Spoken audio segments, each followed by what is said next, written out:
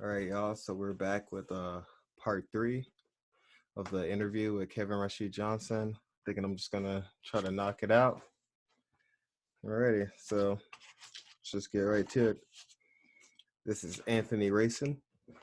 As you know, I'm a serious anarchist, and you're a dedicated communist. At this point, we're on the same side of the barricades. The fundamental difference, of course, is the communists want to take state power as the leader of the oppressed, and anarchists have as their goal the elimination of oppressive state power altogether. As international capitalism led by a miraculously murderous US gets more and more desperate to retain its empire, the world's people will suffer through more hellacious wars, occupations, enslavements, lack of life's basics such as food, water, health, safety, etc. People will become more and more politically polarized. Some will be suckered in as fascist dupes or outright agents and killers of the criminal state. Others will look for truth, protection, and involvement in revolutionary opposition. Communists, anarchists, New African, or otherwise. Anarchists believe that state power is the epitome of evil, the ultimate corrupter. Now let's assume that through a worldwide effort, we are able once and for all to destroy the centuries-old nightmare of capitalism. Let's also assume we were also able to stop them from dragging all life on Earth down with them. So there's a chance at socialism. Anarchists believe in the equitable distribution along anti-authoritarian principles. Communists want to assume state power and orchestrate it all from a central committee. Every other time communists have attained power, they've repressed anarchists, other revolutionaries, etc. What would be different this time? All right, this is Rashid. I think this question offers the opportunity for an important discussion in the ongoing debate between anarchism and communism. Also, it exposes a common tendency that I've observed of critics of communism, namely that their critiques are often pretty inaccurate and just repeat charges based on superficial stereotypes. In fact, when one pushes anarchists to the wall and compels them to give concrete answers to concrete problems instead of abstract criticisms, they begin to sound a lot like genuine communists. Otherwise, they don't go deeply and thoroughly into solving the real problems that arise in struggling to defeat an oppressive class system such as capitalism. But many of their criticisms are valid and worthy of consideration. You begin with placing emphasis on the fact that anarchists want an equitable distribution of social wealth and to abolish the state. But by implication, you suggest communists do not. Even the mainstream recognizes these implications to be untrue.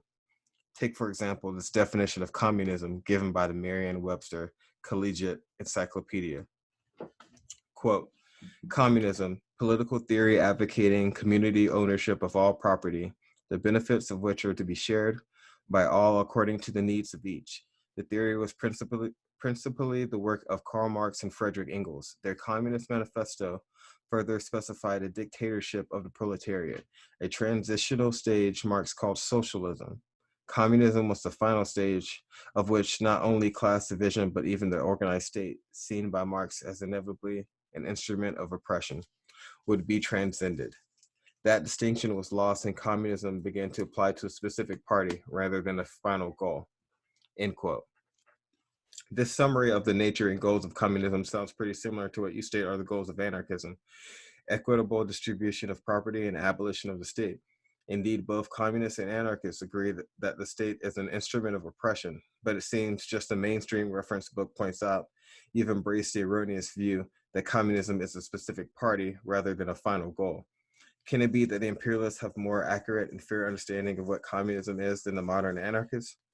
However, the prominent anarchists of the past have conceded that the goals of anarchism and communism are much the same. Indeed, Alexander Berkman, in his ABC of Anarchism, saw the goals of communism and anarchism as synonymous.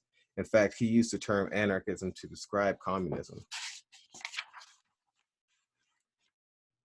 Quote, the greatest teachers of socialism, Karl Marx and Friedrich Engels, had taught that anarchism would come from socialism.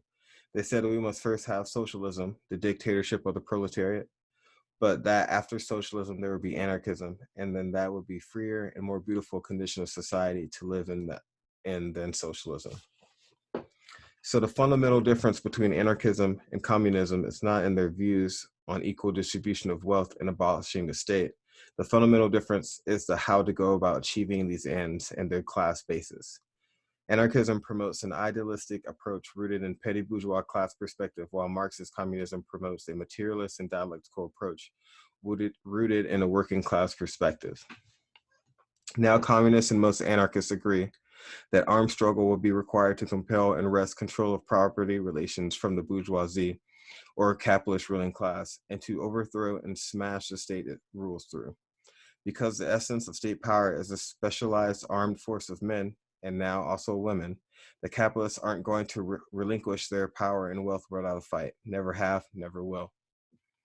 So essentially, it is a question of what to do after the bourgeois class is overthrown, and when do we lay down our arms?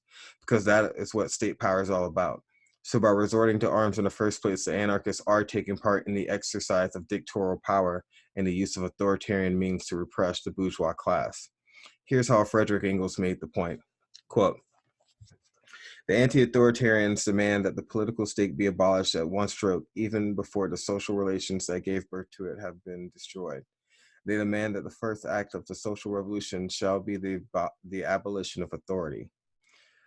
Have these gentlemen ever seen a revolution? A revolution is certainly the most authoritarian thing there is. It is an act whereby one part of the population imposes its will upon the other part by means of rifles, bayonets, and cannon, all of which are highly authoritarian means.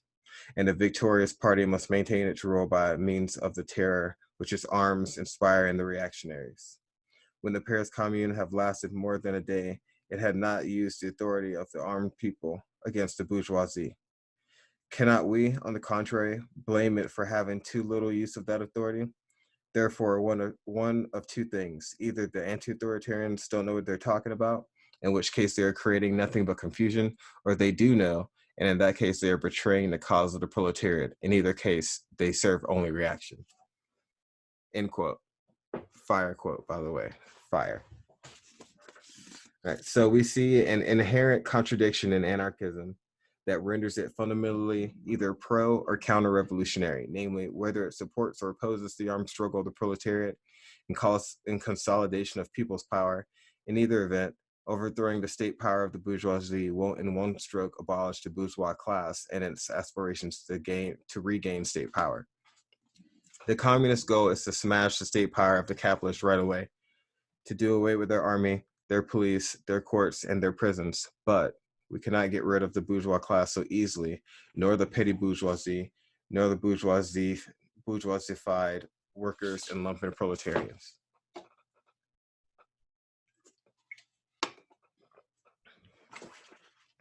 If we were to put down our guns at this point, if we did not maintain our own army, police, courts, and prisons, these elements would turn right around and rig up a new bourgeois state. They would rig up a bourgeois state and use it to repress us. Everyone connected with the revolution and the masses. This is exactly what happened in the Mexican Revolution when Emiliano Zapata listened to his American anarchist advisors and gave up state power after victory and went home. The new reconstituted bourgeois state quickly hunted him down and murdered him like a dog. And Mexico has been under a bourgeois dictatorship and a U.S. imperialist domination ever since. This is also what happened in the very short-lived Spanish Revolution. The revolution that anarchists claim to have been successful at. The bourgeoisie overthrew it overnight and immediately reasserted their rule. This occurred because the anarchists opposed establishing a worker state and the communists who were trying to create one. The fascists reaped the victory and ruled Spain with an iron fist for decades after. In homage to Catalonia, George Orwell's memoir of the Spanish Revolution, he gave an account of how instantly and how completely bourgeois rule reasserted itself in Barcelona only months after it had been overthrown by the working class. In the beginning of his memoir, Orwell gives a glorious account of Barcelona, which the popular revolution was still underway in latter 1936. He then contrasts how only months later the revolutionary successes had vanished without a trace. Here's his description of conditions in April 1937. Quote, "Everyone who has made 2 visits at intervals of months to Barcelona during the war has remarked upon the extraordinary changes that took place in it. And curiously enough, whether they went there first in August and then in July, or, like myself, first in December and again in April, the thing they said was always the same. that the revolutionary atmosphere had vanished. No doubt to anyone who had been there in August, when the blood was scarcely dry in the streets and the militia was quartered in the small hotels, Barcelona in December would have seemed bourgeois to me. Fresh from England, it was liker to a worker city than anything I had conceived possible. Now the tide had rolled back. Once again, it was an ordinary city, a little pinched and chipped by war, but with no outward sign of working class predominance. The officers of the new popular army, a type that had scarcely existed when I left Barcelona, swarmed in surprising numbers, wearing an elegant khaki uniform with a tight waist like a British officer's uniform, only a little more so. I did not suppose that more than 1 in 20 of them had yet been to the front, but all of them had an automatic pistol strapped to their belts. We, at the front, could not get pistols for love or money. Quote, a deep change had come over the town. There were two facts that were the keynote of all else. One was that the people, the civil population, had lost much of their interest in the war. The other was that the normal division of society into rich and poor, upper class and lower class, was reasserting itself, end quote.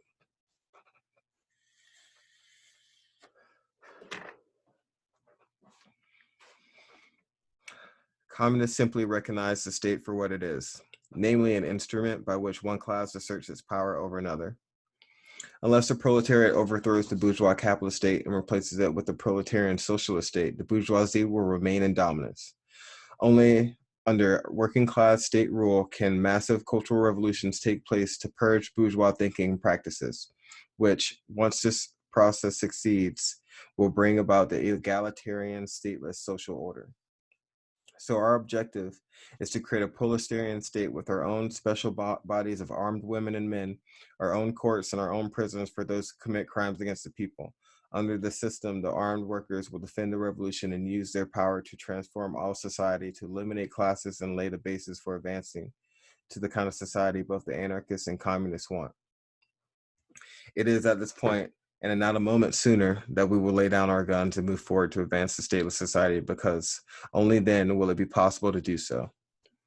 Any other approach is just pipe dreaming idealism. We believe in the principle of each according to their ability and to each according to their need. That is, doing away with the whole concept of commodity exchange. In short, abolishing money. But there has to be a whole lot of cultural revolution in transforming society to make that possible. There has to be basic changes in how production and distribution of goods are organized.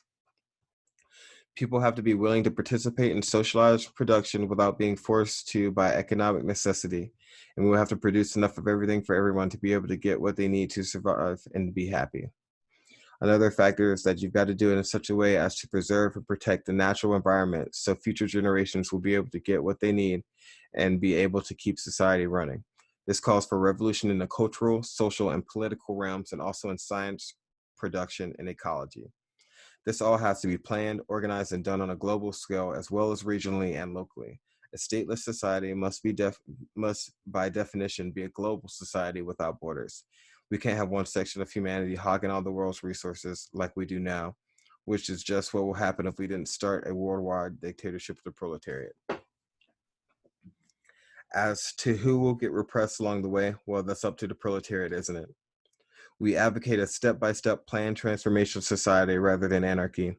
We believe the masses can be won to understand the logic of this and support it. In this way, repression can be kept to a minimum and democratic methods of persuasion will be the primary focus and means of the struggle. But counter-revolutionaries will be repressed at every stage, and the proletariat will decide how and when and who, no matter what the counter-revolutionaries call themselves, through the organs of people's power and the people's courts. One thing we've learned from past revolutions is that the greatest threat of capitalist restoration will come from within the upper ranks of the party and state from those who portray the class stand of the proletariat and assume that of the bourgeoisie. As socialism is a state of transition from capitalism to communism, it's relatively easy for those at the top to rig up a state capitalist system under the cover of building socialism and take the country back down the capitalist road. This is what happened in the Soviet Union after Stalin and Khrushchev came to power, and in People's China after Mao died in 1976. The lesson here is the proletariat to keep a firm grip on its party and to exercise an all-round dictatorship over the bourgeoisie, and especially on those in leadership positions in the party and the workers' state. Cultural revolution is the weapon to prevent capitalist restoration and to keep moving society down the path of socialist revolution. The working class must arm itself with a thorough understanding of the science of revolution and increasingly take power into its own hands, directly to revolutionize every aspect of society. When we say all power to the people, we mean that literally in ever deepening and all-around way. So long as classes exist, it is a proletariat who will be exploited and oppressed. It is a proletariat who must play the leading role in waging class struggle to overcome it. The class struggle leads inevitably to the elimination of classes in communist society. But at every step, it will be a struggle against idealism and those who will sidetrack and derail the class struggle to preserve and enhance their own privileged positions and keep on exploiting the masses of people. There's no way to avoid this protracted struggle, and certainly not by disarming the proletariat as soon as the old bourgeois order is overthrown. It certainly can't be done by substituting our anarchy for a rational strategy. Only the petty bourgeoisie, anxious to replace the old bourgeoisie, would intentionally propose such a short-sighted solution. The true solution is for the petty bourgeoisie, including those who become upwardly mobile through the revolution, to be won to a position of committing class suicide and aligning themselves with the oppressed and exploited masses struggling to end all oppression and exploitation by revolutionizing every aspect of society in a planned, organized, and disciplined way through the application of the mass line and illumination of the science of revolution. Do we see the contradictions between ourselves and anarchists as inherently antagonistic? No, we do not. We believe that can be solved non-antagonistically so long as there remains a contradiction within the people. We do not want to repeat the Stalinist errors of treating contradictions within the people the same as contradictions with the enemy. For many people, as it was with me, anarchism is a starting place because it's fundamentally an emotional response to the evils of capitalist imperialism. That was the case with Mao Zedong, who self-identified as an anarchist before becoming a communist. Throughout his political career, he was accused of still being an anarchist by both dogmatists and revisionists alike. 3 times he was kicked off the Central Committee of the Chinese Communist Party, but he maintained that he was a Marxist-Leninist principle to go against the tide and stand firm for revolution. At the Lushan conference, he threatened to quit his post as chairman and go back to the mountains and start a new CCP and People's Liberation Army if it was necessary. As chairman of the CCP, Mao was not the head of state and was constantly at odds with the state bureaucracy. During the Great Proletarian Cultural Revolution, he suspended the democratic centralism of the parties, so the lower bodies were no longer subordinated to higher bodies, and he issued the call to the youth, workers, and peasants to bombard the headquarters. Does this mean he was not really a communist? No, it does not. It means he was a communist. That means that as a communist, his first and foremost loyalty was to the proletarian socialist revolution and the class struggle. A revolution is not a dinner party, he said. It is a violent overthrow of one class over another, by any means necessary, was the way that Malcolm X put it. Many of the criticisms of the communist movement made by anarchists or others are right on, but they are also usually non-dialectical and one-sided. Often they obscure the criticisms of the proletariat who look at the same problems differently. Mao was a firm believer that communists should openly reveal, criticize, and struggle against their dark side. We can't do without a proletarian state any more than we can do without smashing the bourgeois state. Does this mean we love violence or love authority? No, it means we're serious enough about ending wage slavery and all of the evils of capitalist imperialism that we are willing to be scientific about revolution and go beyond an emotional response. As the new African and a condemned slave of the state, I can't afford not to be serious and scientific about the liberation of my people and all oppressed people everywhere through socialist revolution. Our fates are intertwined. Only by carrying the class struggle all the way to communism will there be a bright future for our prosperity. For us, there is only slavery or liberation, so we can have no hesitation when it comes to applying Brother Malcolm's dictum to our struggle. Step by step, stage by stage, we shall advance the revolution through all the twists and turns, setbacks and victories until full liberation is won.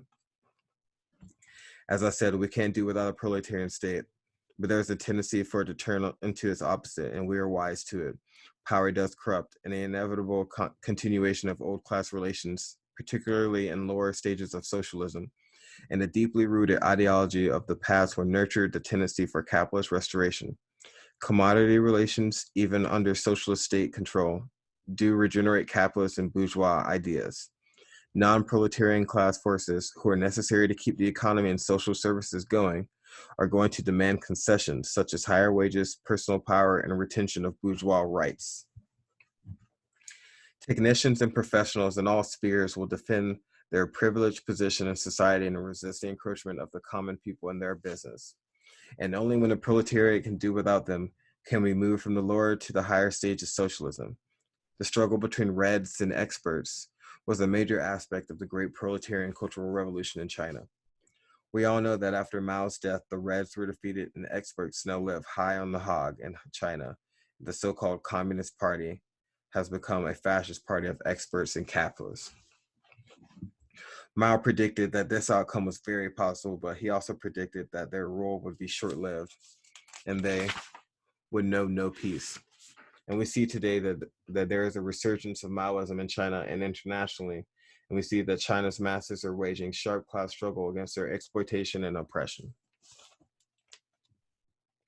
We also see a resurgence of anarchism today, and particularly amongst the youth of imperialist countries.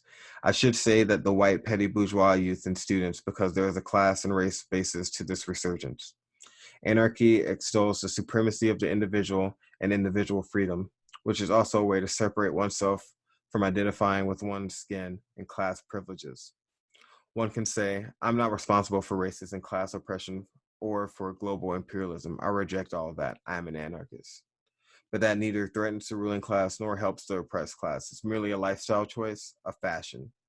You can dress up for it, dye your hair black and get a bad haircut, eat vegan food, ride a bicycle, pierce your nose, nipples, or tongue, dumpster dive, and make the scene. Just quick introduction. I know so many people like that. All right, back to the text. Then there are the anarchist careerists, which brings to mind admissions made and the example set by Greg Wells, an anarchist journalist out of Richmond, Virginia, with whom I was corresponding a few years ago. At a time when I was facing a high point of repression from prison officials, I proposed a few ideas to him about consolidating discrete activists into a practical support network for prisoner activists and other oppressed individuals. He replied that my proposals definitely needed doing, and that as much as he'd love to, he was simply too comfortable to do anything, he added. Quote, I'll tell you something that other anarchists won't admit, but it's true. You know that most anarchists are comfortable, white, middle class, and aren't going to do much more than a little protesting and critical writing, end quote. Greg is a prolific writer who has made a career out of railing at capitalism, racial and gender oppression, U.S. imperialist wars, etc. Yet he concedes his unwillingness to jeopardize his status and comfort level by allying himself in practice with the oppressed. As he confessed, this is a typical of most of the milieu of petty bourgeois anarchists. Indeed, I would say it is typical of most radical intellectuals on the American left. As I stated in a previous unpublished article, quote, 99% of the radicals are divorced from the masses. They attend rallies and protests, but lock their doors when driving through oppressed neighborhoods. They don't know how to do mass work, how to advertise and organize. They think it's their opinions that matter, that they fulfill their political duty by expressing them. Whereas they need to create a presence on the street amongst their oppressed workers and nationalities, and time is of the essence, end quote. Of course, there are some anarchists like ABC, Anarchist Black Cross, whom we consider to be comrades, who actually do play a role in assisting the struggle in the prisons and are groping with the question of making a revolution. We are, as you say, on the same side of the barricades. The question is, can we build a higher level unity, and what would that take? Well, we've created the White Panther organization as an arm of the new African Black Panther Party prison chapter, so white comrades can fully unite with us and respect our party and represent our party among the oppressed white people. They do have to accept the democratic centralism of the party and its rules of discipline, the same as the Black Panthers. They have to study and apply the science of revolution and commit to being all the way revolutionaries. The NABPPC is not a communist party per se. We are revolutionary nationalists and internationalists. Our ideological and political line, Pantherism, is illuminated by Marxism, Leninism, Maoism, and we are committed to fighting for proletarian socialist revolution. We see the key alliance to the united front against capitalist imperialism to be between the oppressed nations and nationalities and the multi-ethnic, multinational working class. For New Africans, the solution to our national oppression is socialist revolution. As long as Black people are oppressed because we are Black, there needs to be a Black Panther Party to lead the Black liberation struggle. We need to stand together as a nation under the leadership of our proletarian vanguard. To fight most effectively against white racism, we need white comrades to stand with us, as fellow Panthers or as supporters. We also need to stand in solidarity with all other oppressed peoples and have them stand with us. This is the basis of the United Panther movement. We believe that the nation of New Africans in America must play a vanguard role in this revolution because of our historical oppression and because we are in a position to do so. We live in the belly of the beast. We are concentrated in the urban centers of the sole imperialist superpower, and we are infiltrated throughout the oppressor's military and political economic infrastructure. We are everywhere, even if only pushing a broom or a mop. We're also part of the third world. We are kindred to all other sons and daughters of African descent. Everywhere we are oppressed because of our Black skin under white world domination. As Mao said, quote, "The evil system of colonialism and imperialism arose and throve with the enslavement of Negroes and the trade in Negroes, and it will surely come to its end with the complete emancipation of the Black people." Fire. He said, "The Afro-American struggle is not only a struggle waged by the exploited and oppressed Black people for freedom and emancipation, but that is a clarion call to all the oppressed peoples. This history and this positioning gives us the opportunity to play a vanguard role in the world revolution, not exclusive of others, but in dialectical relationship to all people of color and all who suffer oppression. This does not negate the leading role that must be played by the international proletariat as the class of the future, for it is the ideology and worldview of this class that guides our struggle for liberation. The new African nation is primarily a proletarian nation. On the whole, we own nothing and are forced to sell our labor power to survive or otherwise to survive by any means necessary. Even most of our lumpen proletariat has an on-again, off-again relationship with wage slavery. Our party must work ceaselessly to ground our cadre and comrades in a thorough-going proletarian class stand and struggle resolutely against lumpen and petty bourgeois influences and tendencies. For several decades now, the ruling class has been pursuing a strategy of criminalization of the poor and our mass incarceration, particularly of our Black youth. And we must counter this with proletarianization and revolutionizing our youth, women, and men by teaching Pantherism and rising up a generation of revolutionary warriors.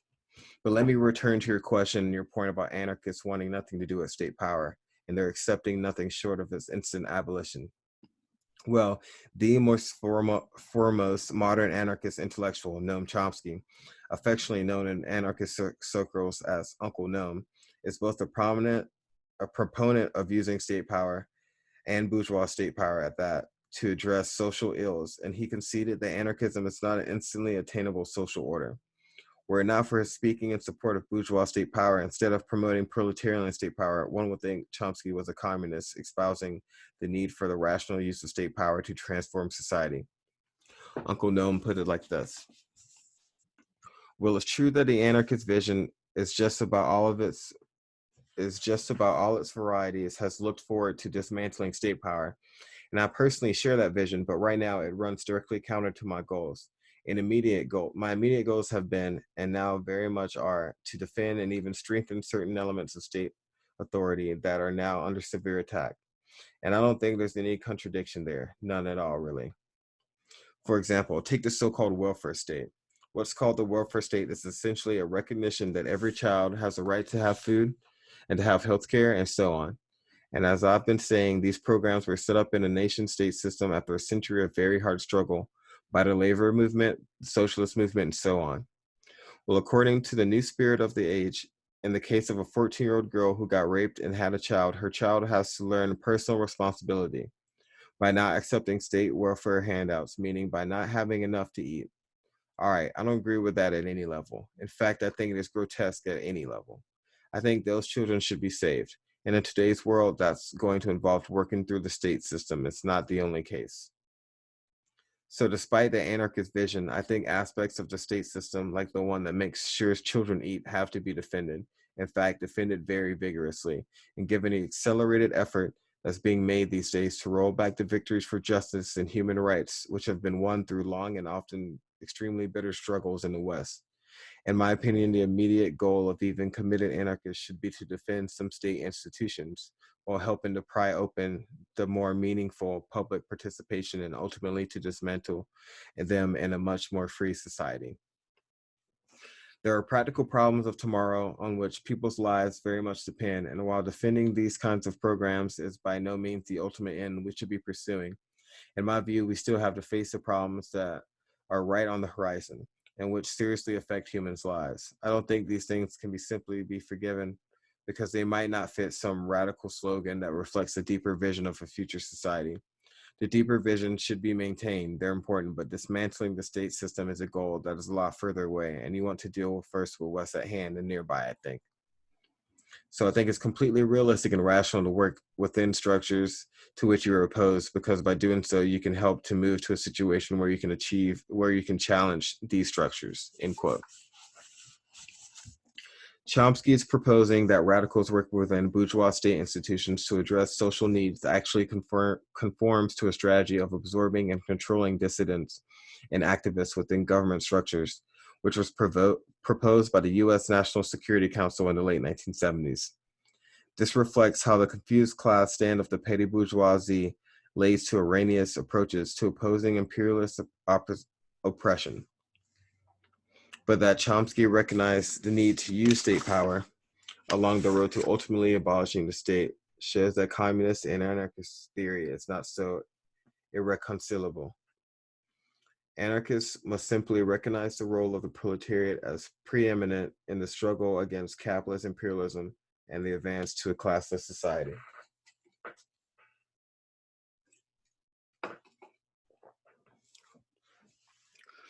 I want to add that we reject nihilism that is often associated with both anarchism and gangsterism. We base ourselves on Panther love. As both Che Guevara and Mao pointed out, love is the motivation of a true revolutionary. Our love for the people, for liberty and justice, and for the unborn generation for whom we stand ready to sacrifice our lives is manifested in everything we do and say. On the question of who should legitimately coordinate an application of state power and lead society in general, again, Uncle Noam promotes the need and role for a leading structure very similar to our concept of a genuine vanguard party operating with committee structures and democratic centralism. He opposed the ultra-democratic approach to running even a basic community as impossible. Indeed, there has never existed a society without some form of leadership. Here again is Chomsky. Quote, "No, I don't think a large mass of people can actively participate in all the decisions that need to be made in a complex modern society. I think you've got to delegate some of the responsibilities, but the question is, where does authority ultimately lie? I mean, since the very beginning of the modern democratic revolutions in the 17th and 18th centuries, it has always been recognized that people have to be represented. The question is, are we represented by, and as they put it, countrymen like ourselves, or are we represented by our betters? For example, suppose that this was our community and we wanted to enter some kind of agreement with the community down the road. If we were fairly big, we'd have to delegate the right to negotiate things to representatives. But then the question is, who has the power and ultimately authorize those decisions? Well, if it's a democracy, that power ought to lie not just formally in the population, but actually in the population, meaning the representatives can be recalled. They're answerable back to their community. They can be replaced. In fact, there should be as much as possible in the way of constant replacement so that political participation just becomes a part of everyone's life. But I agree, I don't think it's possible to have large masses of people get together to decide every topic. It would be unfeasible and pointless. You'd pick You'd want to pick communities to look into things and report back and so on and so forth. But the real question is, where does authority lie? End quote. Now compare Chomsky's emphasis on the legitimacy of representative committee structures lying in the election and recall by votes of leading members and such organizations being accountable to the masses by full exposure of their activities, with this 1905 Bolshevik summary of democratic centralism. Right, so quote, recognizing as indisputable the principle of democratic centralism, the conference considers the broad implementation of the elective principle necessary, and while granting elected senators full powers in matters of ideological and political leadership, they are at the same time subject to recall. Their actions are given broad publicity, and they are strictly accountable for these activities. End quote. Also consistent with Chomsky's point that political power should be vested in the common people and not with our betters, the structure which Mao initiated during the Great Proletarian Revolution between the Reds and experts was to displace political power from those who, by virtue of their technical expertise, considered themselves the betters of the common laboring people, and to have that power spread broadly amongst the working people. This is one of the reasons why the petty bourgeoisie cannot lead all the way revolution or even the struggle to defend the human and democratic civil rights of the oppressed. But as their class conditioning has them seeing themselves as the intellectual betters of the masses towards whom they have a superior attitude, George Jackson demonstrated that you don't have to be middle class or attend a university to become a revolutionary intellectual, a Red who is also armed with intellectual expertise. Some will say I demonstrate this myself. Those of us who have nothing to lose but our change, who have no reason to hesitate or vacillate, and every reason to be serious, dedicated, all the way revolutionaries, have a responsibility to be the vanguard and to struggle relentlessly against every form of oppression, to build the mass-based revolutionary vanguard party, to unite and lead the masses of oppressed people, to rise up and end oppression, and at its source through proletarian socialist revolution and proletarian cultural revolution. Dare to struggle, dare to win, all power to the people. Now that was literally the first part of this book. Straight heat, all the way through, honestly. Like I think just like a couple points, one of my favorite parts is like right at the end talking about the petty bourgeois revolutionaries not being able to lead all the way revolution.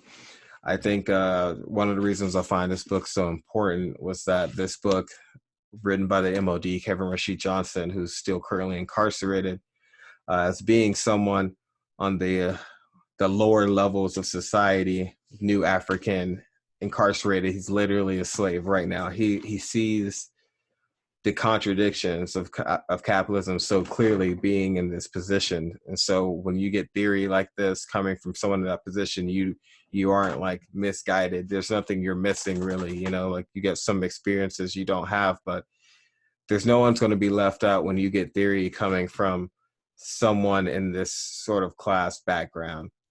And it's important because a lot of leftists I see, they forget about the you know the urban people, you know, like the lower class folk, the lumpen, you know, like the thugs, like whatever, like these are the people you want.